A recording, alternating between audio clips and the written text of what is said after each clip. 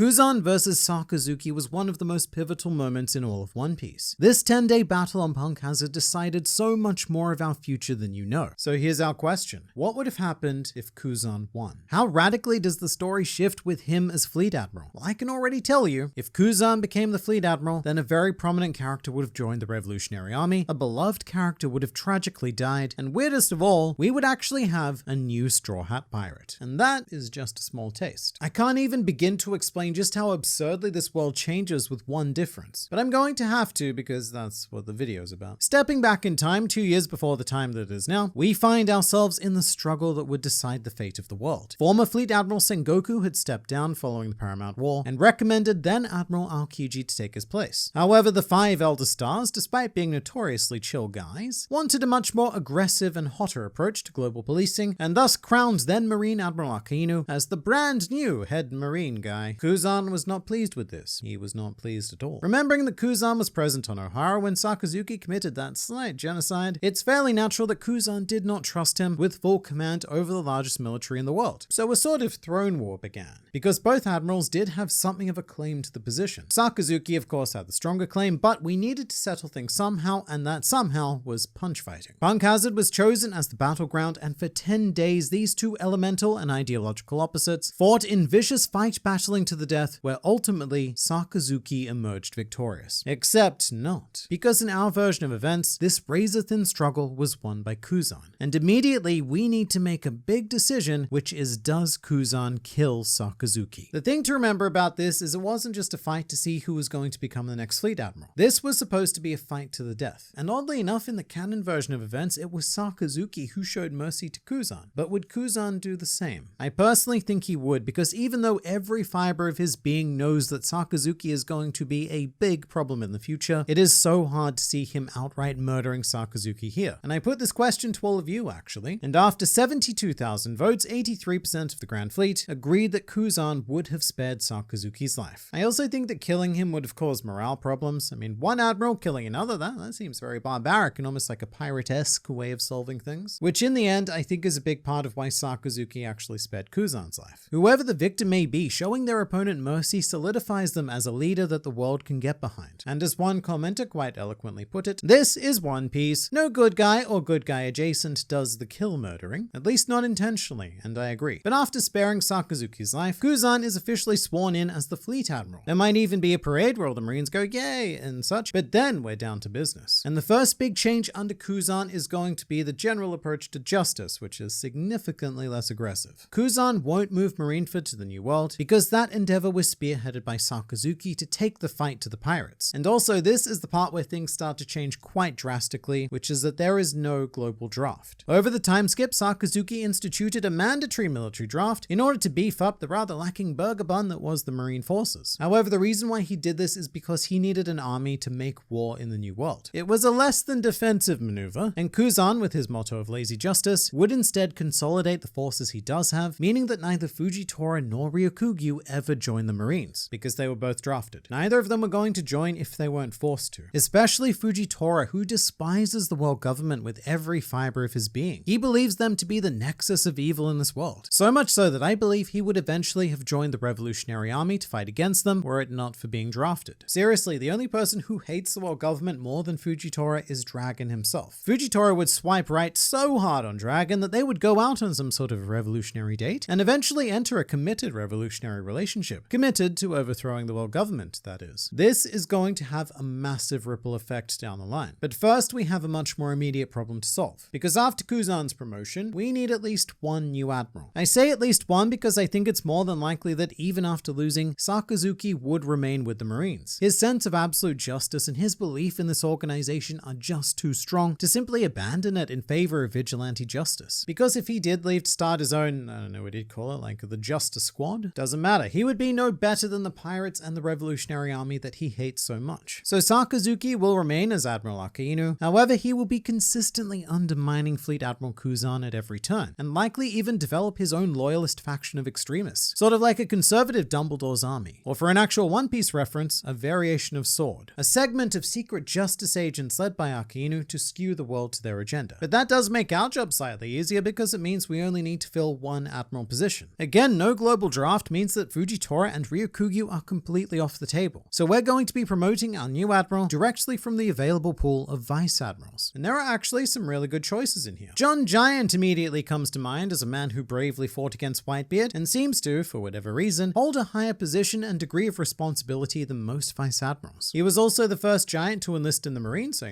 thumbs up for Giant representation, even if it was because he was sold as a child slave. That's less than good. However, John Giant is also a pretty hardline justiceman, and because he already has one absolute justicey pain in the ass of an admiral to deal with, as well as Kizaru, who is, 50-50 at best, well, that probably means that Kuzan will be looking for someone much more firmly in his camp. And as luck would have it, there are two people who satisfy that criteria, and they're also both the only characters we know of who were canonically considered to be the next admiral. And that would be Chaton and Momo Usagi, which means Brown Pig and Pink Rabbit respectively. And just as a bit of history on these two, they are actually fan-made characters that Oda loves so much that he decided to incorporate them into One Piece, confirming that they were both in line for the admiral position before Fujitora and Ryukugyu were drafted. This is going to sound ridiculous, but in the absence of other evidence, one of them is going to be our new admiral. So I put it to you guys, and after over 100,000 votes, you all overwhelmingly selected Momo Usagi, which I knew was going to happen. Like, oh, I wonder who my 90% male audience are going to prefer. The old man literally named Pig or the sexy woman. The thing is, that's very much in line with Kuzan's thought process as well. He actually has a bit of a history as a womanizer, calling Nami a quote, sexy lady with big bazongas, and then proceeded to ask her out on a date, like the smooth talker he is. But I do believe that if that choice fell into Kuzan's lap, then he would likely select the person that he would literally prefer to be in his lap. Another dark horse candidate may be Kurouma, because he's another marine who has that prepared animal epithet, Kurouma meaning black horse, which is why I called him a dark horse candidate, because explaining the joke always makes it funnier. But that gets a bit too much into speculation, especially when we have confirmed admiral candidates, so you know what, everyone say hello to Admiral Momo Usagi. For the purposes of this video, we're going to say that she's roughly as powerful as every other admiral. Does that actually help us though? Well, one really tragic aspect of Fleet Admiral Kuzan's reign comes to us in Punk Hazard, because after beating Caesar and Virgo, Smoker is going to be brutally murdered by Doflamingo. The only thing that saved his life here was Kuzan, and in this reality, Kuzan won't be there. He'll be somewhere that's not there, which is going to devastate our Fleet Admiral because Kuzan and Smoker are actually really good friends. In fact, Kuzan was going to give Luffy a message from Smoker on Long Ring Longland, but then instead he went, nah, that's a stupid message. Silly Smoker. Write better messages next time and maybe I'll deliver them. The damage here definitely doesn't stop with just Smoker though. Doflamingo also threatened to murder Smoker's entire horde of Marines, so there goes Tashigi, the rest of the G5 dude guys, and potentially even the Punk Hazard children. That or Doflamingo abducts the kids and turns them into assorted slaves, as he often does. Either way, Punk Hazard becomes a very, very dark arc, and we are going to enter Dressrosa with some serious motivation to bring down Doflamingo. Speaking of Dressrosa, this will mostly play out as we know. The one big difference is that instead of Fujitora, Admiral Momo Usagi is going to be sent in his place. My reasoning there being that Kuzan is never going to send Akainu on a mission that is sensitive to any sort of civilian life, and Kizaru is, look, he's just not quite trustworthy enough. But being from the same camp of justice as Garp, in fact, Momo Usagi is very much in on Garp's inner circle, just as Kuzan was, but eventually she will either assist or at least not obscure the Luffy Law Alliance in terms of taking down Doflamingo. The Straw Hats will escape as per usual, because even if Momo Usagi tries to apprehend them, the citizens of Dressrosa are going to step in. But you know what's really going to change though? The reverie. Initially, you may think that we just replace Fujitora with Momo Usagi again, but that is far from the case. Fujitora was only at Marijois because he was banned from marine bases, and furthermore, Ryukugyu was only on Marijois to get Fujitora to go away and actually do his job. So in this timeline, we have a situation where there are potentially no admirals present at the reverie. Or in a bit of a fun twist, Fujitora will still be there, but as part of the Revolutionary Army. Whether he's there or not though, their Kuma mission is going to go far, far smoother this time around without two admirals hampering them. And there's a lot of potential shifts that could happen here because of the lack of chaos. The world government may find it slightly more difficult to murder King Cobra, although I suspect that they were committed to that action no matter what. But the biggest change here is that with no Fujitora, the warlord system isn't abolished. Our Wisteria Tiger organized that entire event in the shadows by speaking with King Cobra and King Riku to form their own ultimate anti-warlord agenda, which has had a big knock-on effect of meaning the Cross Guild is never formed, and very sadly, Buggy does not become an emperor. That's gonna leave us with a big problem to deal with after Wano, but that arc has its own massive changes first. As an isolated arc, it does play out more or less quite straightforwardly, although it's worth noting that Sakazuki originally wanted to invade invade Wano full force, but was unable to because the Marines were stretched too thin dealing with the reverie and capturing the warlords, which they didn't capture, but they tried. But look, in this hypothetical, Fleet Admiral Kuzan has the military might available to attack Wano in the hopes of preventing some sort of Big Mom Kaido alliance. In the end, I don't think he chooses to do so though. Sakazuki wanted to do it because he has a raging justice boner, but Kuzan is well aware that he would be marching into completely unknown territory, potentially to face the full might of two emperors, when just 2 years ago they barely prevailed against one emperor with every tactical advantage they could have hoped for. Plus, without a global draft, the Marines may not be quite as beefy as they are right now, so I just cannot see Kuzan invading Wano. What's more interesting though is that Green Bull doesn't show up at the end of Wano. In fact, no Admiral does. Because again, Kuzan isn't going to send in Sakazuki on such a sensitive task. Kizaru could be sent, but he's not the type to go rogue like Green Bull did. I imagine that if told, Kizaru will just sit like a good boy and maybe we'll even give him a treat. And then of course Momo Usagi wouldn't do anything stupid either, which means that the vassals never have to fight an admiral. The vassals and Yamato. So Yamato never comes to the realization that Wano still needs protection, and so we quite literally have a new straw hat, and Yamato sets sail with the crew to Egghead Island, which is something I was not expecting when I started this hypothetical. The idea that Kuzan winning a fight 2 years ago means that Yamato joins the crew is a wild domino effect. But overall, the world isn't necessarily a better place with Kuzan as Fleet Admiral. In fact, we've experienced more tragedy under his reign than we have with Sakazuki's leadership so far. And the worst part is that absolute justice is still well and truly on the menu, just hidden in the shadows, instead of front and center where we can at least see it and kind of keep track of it. Of course, we still have to see how this final saga plays out. But at the moment, Kuzan losing to Sakazuki may have led to a situation ultimately guiding us towards the greater good. So the next time you see Fleet Admiral Sakazuki, give him a friendly pat on the back and say, "Good job, mate." But maybe stop murdering people now, please.